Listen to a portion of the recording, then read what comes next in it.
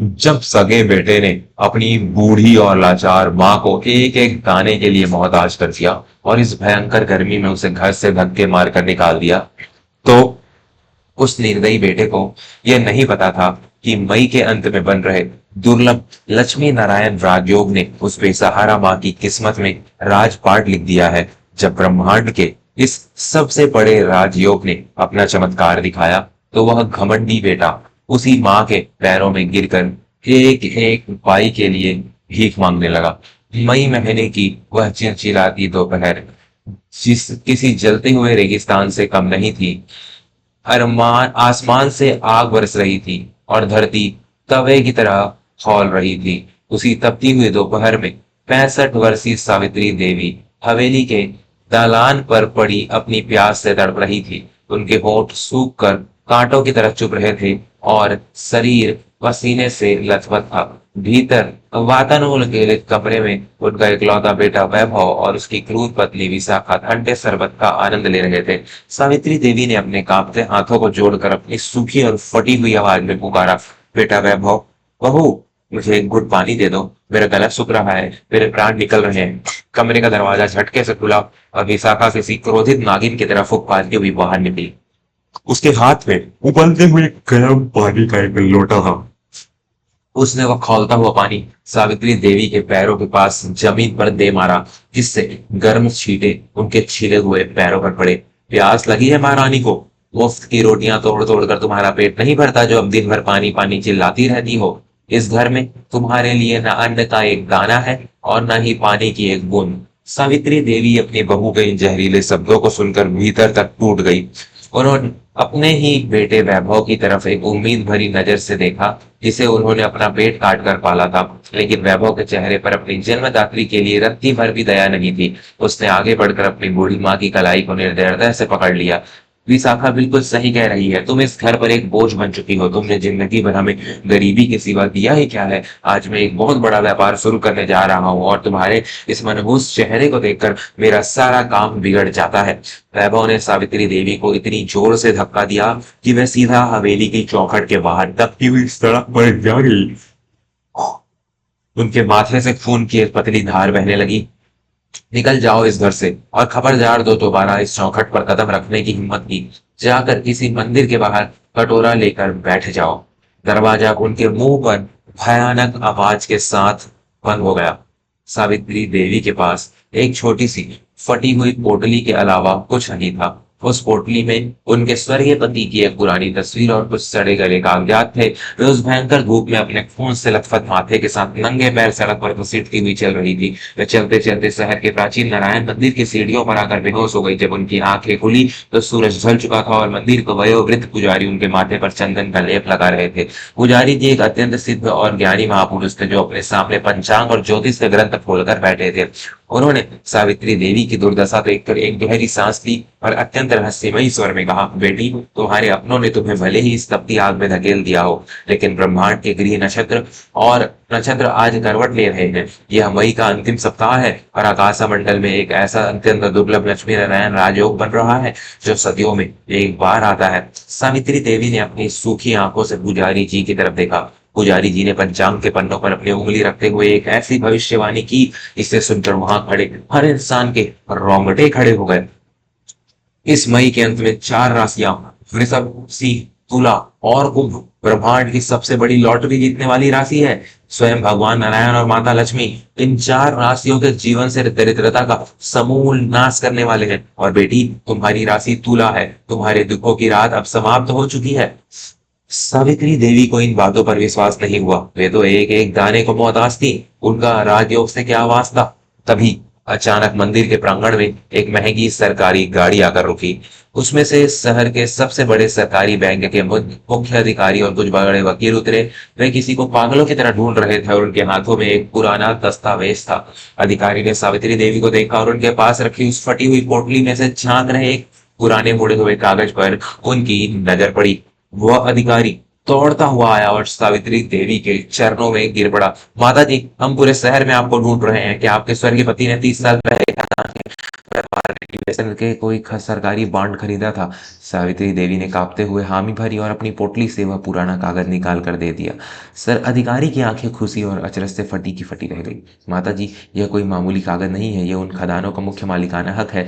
दशकों तक वह मामला न्यायालय में अटका हुआ था, लेकिन आज ही सरकार ने फैसला आपके पक्ष में सुनाया है। आज के समय में इस कागज की कीमत पूरे 500 करोड़ रुपए है। आप इस राज्य की सबसे धनी महिला बन चुकी हैं।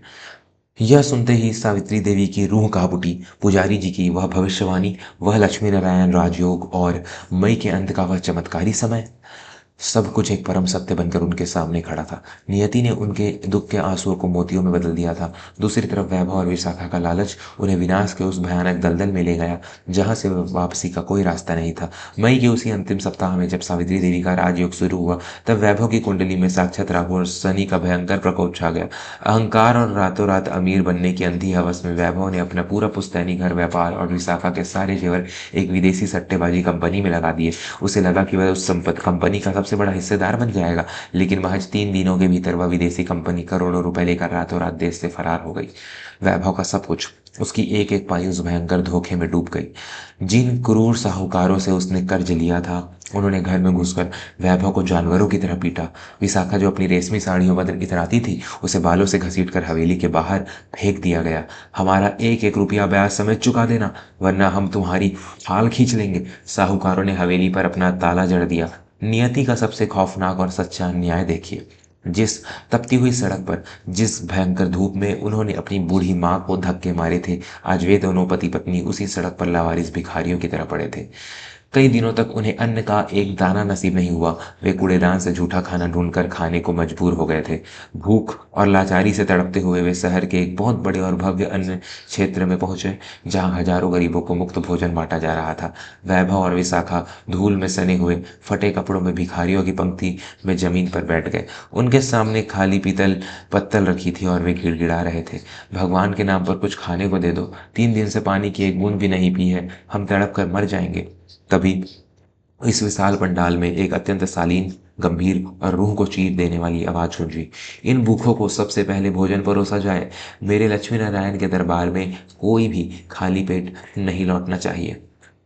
वैभव और विशाखा ने जब उस आवाज की दिशा में देखा तो उनके प्राण सूख गए। उनके रगों का सारा खून जम गया।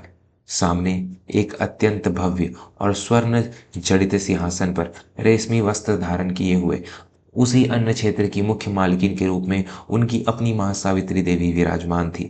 उनके माथे पर राजयोग का वह दिव्य तेज चमक रहा था और उनके पीछे दर्जनों अंगरक्षक और शहर के सबसे बड़े रईस हाथ बांधे खड़े थे। विशाखा के हाथों से पत्तल छूटकर उड़ गई और वैभव का पूरा शरीर लकवा ग्रस्त सा हो गया।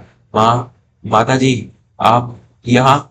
वैभव बसु के गले से यह शब्द किसी तरह टूट कर बाहर निकले। सावित्री देवी अपनी जगह से उठी। उनके चेहरे पर आज कोई लाचारी नहीं थी, कोई बेबसी नहीं थी। वे एक महारानी की तरह चलते हुए वैभव की पत्तल के सामने आकर खड़ी हो गई।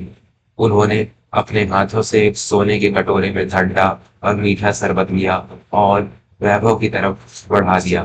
पी लो वैभव, तुमने मुझे एक घुट पानी के लिए तरसाया था, तुमने मुझ पर खौलता हुआ पानी फेंका था, लेकिन मैं एक माँ हूँ, मैं तुम्हें तड़पते हुए नहीं देख सकती। यह शब्द नहीं थे, यह वैभव के अहंकार पर पड़े ब्रह्मांड के सबसे भयंकर तमाचे थे। वैभव फूट फूट कर रोने लगा और वह अपनी माँ के पैरों की धूल अपने सिर पर डालने लगा। मुझे माफ कर दो माँ, मैं लालच में अंधा हो गया था, मैं शैतान बन गया था। मुझे अपने इस साम्राज्य में एक छोटे से नौकर की तरह रख लो, मैं जिंदगी भर तुम्हारे पैर दबाऊंगा, मुझे इस नर्क से बचा लो माँ। विशाखा भी घुटनों के बल घिसटती हुई आई और उसने अपना सिर सावित्री देवी के पैरों पर पटक दिया। उससे बहुत बड़ा पाप हो गया माता जी, हमने अन्नपूर्णा को घर से निकाला था, आज हम कूड़े का खाना खा रहे हैं, हमें क्षमा कर दीजिए। सावित्री देवी ने एक गहरी सांस ली। उनकी आंखों में कोई प्रतिशोध की भावना नहीं थी, बल्कि कर्मों के अटल सत्य की एक शांति थी। क्षमा तो तुम्हें भगवान नारायण भी नहीं कर सकते विशाखा। जो बेटे बहू अपने जन्मदाताओं के लिए अपने घर के दरवाजे बंद कर देते हैं, नियति उनके लिए सफलता के सारे दरवाजे हमेशा के लिए बंद कर देती है। सावित्री देवी पीछे हटी और उन्होंने अपनी गंभीर आवाज में वो अंतिम फैसला सुनाया जिसने उन दोनों की बची खुची उम्मीदों को भी हराम कर दिया।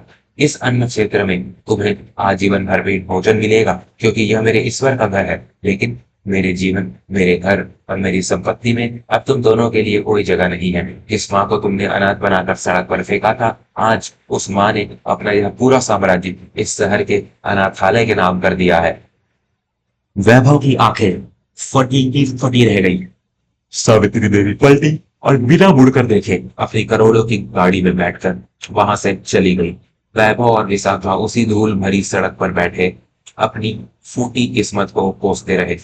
मई के उसी अंत में जहां एक लाचार माँ को लक्ष्मी नारायण राजयोग ने अरबपति बना दिया था, वही उन जालिम बच्चों को उनके कर्मों ने आजीवन उसी सड़क की धूल फाकने के लिए छोड़ दिया था।